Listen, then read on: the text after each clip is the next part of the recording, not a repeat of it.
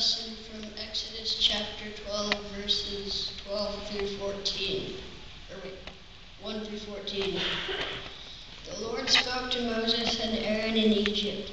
This month is to be the first month of the year for you. Give these instructions to the whole community of Israel.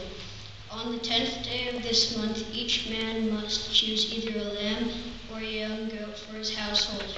If his family is too small to eat a whole animal, he and his next-door neighbor may share an animal in proportion to the number of people and the amount that each person can eat. You must choose either a sheep or a goat, but it must be a 1-year-old male without any defects.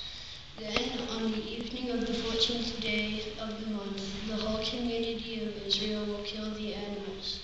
The people are to take some of the blood and put it on the doorpost and above the doors of the houses in which the animals are to be eaten. That night, the meat is to be roasted and eaten with bitter herbs and with bread made without yeast. Do not eat any of it if raw or boiled, but eat it roasted whole, including the head, the legs, and the internal organs. You must not leave any of it until morning. If any is left over, it must be burned. If you are to eat quickly, for you are to be dressed for travel, with your sandals on your feet and your walking stick in your hand. It is the Passover festival to honor me, the Lord. On that night I will go through the land of Egypt, killing every firstborn male, both human and animal, and punishing all the gods of Egypt. I am the Lord.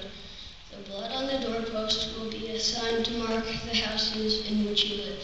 When I see the blood, I will pass over you and will not harm you when I punish the Egyptians.